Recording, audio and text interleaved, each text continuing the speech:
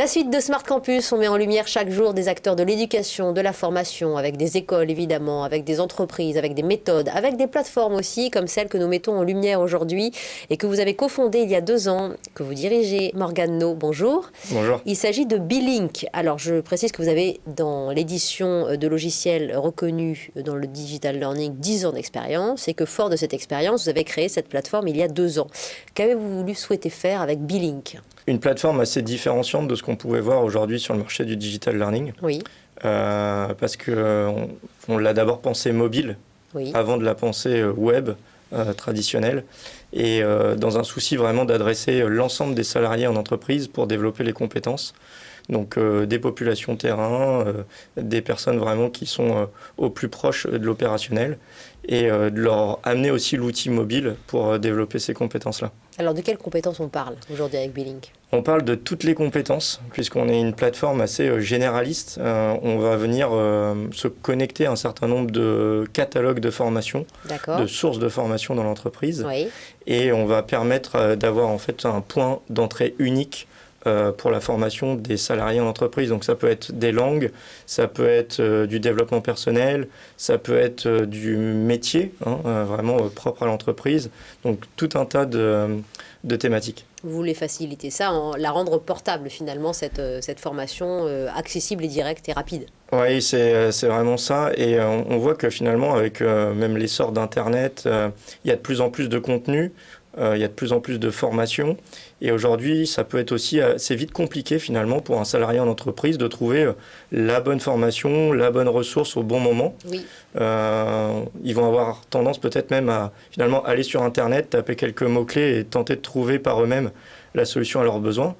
Alors que généralement, l'entreprise met à disposition des catalogues de formation. Donc c'est vraiment en fait inverser un petit peu le paradigme et tenter d'apporter la meilleure formation, la meilleure ressource à l'utilisateur dans son contexte de travail, plutôt que l'inverse. Alors, qui sont vos clients, vous, les particuliers qui travaillent dans les entreprises ou les entreprises qui viennent vous démarcher ? Comment ça se passe ? Donc, c'est plutôt effectivement des entreprises, tout type d'entreprise, de la petite entreprise, et on s'applique nous-mêmes, en fait, on utilise notre propre produit à notre échelle, jusqu'à des grands comptes. Aujourd'hui, on a des centaines de milliers d'utilisateurs dans une trentaine de pays dans le monde pour des grands groupes. Donc, vraiment, c'est tout type d'entreprise.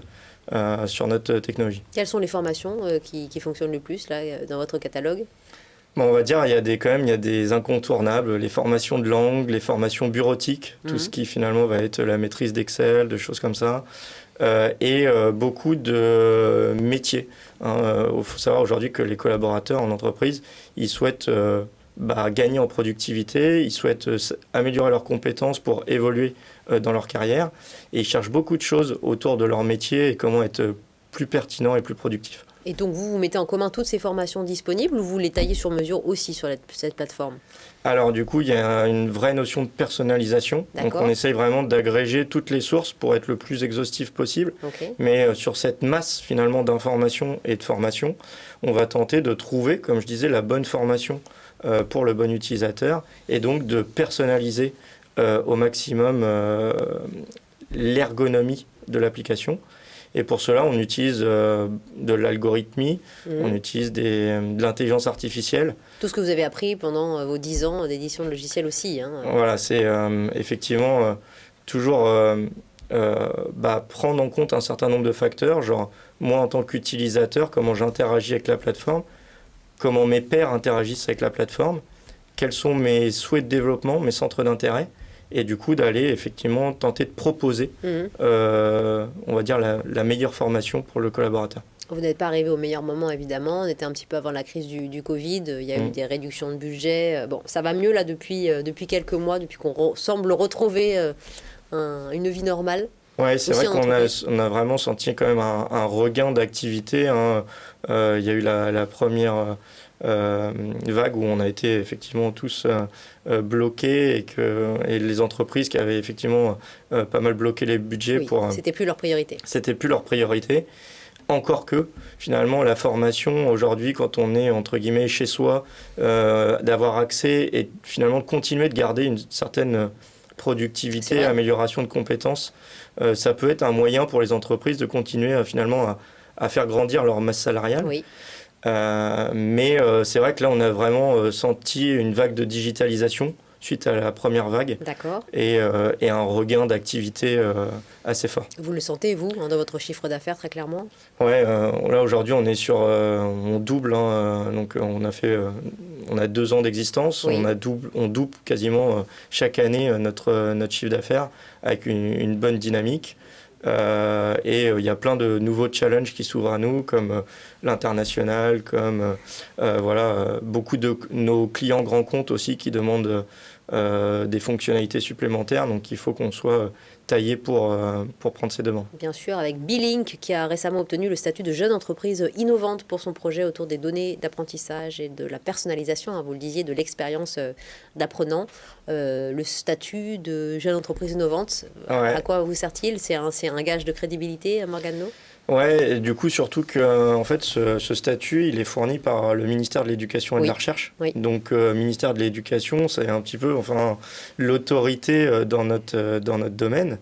Et aujourd'hui, bah, voilà, ça a été récompensé autour de ce qu'on va dire du e-learning. Il y a un certain nombre de normes qui évoluent dans le temps.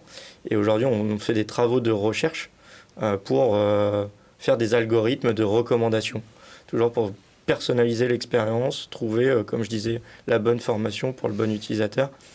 Et voilà, c'est un gage pour nous de crédibilité. Et aussi, finalement, en tant que start-up, ça donne un essor, puisque ce statut-là permet d'avoir accès à des doctorants, permet d'avoir accès à un certain nombre de partenariats qui nous permettent aussi de grandir d'un point de vue technique sur nos technologies. Merci beaucoup. Voilà, vous en savez plus sur cette plateforme de développement des compétences aussi, de formation B-Link que vous avez créée et que vous dirigez, Morgane Lo. Merci beaucoup et merci d'avoir été fidèle à Smart Campus sur Bismart.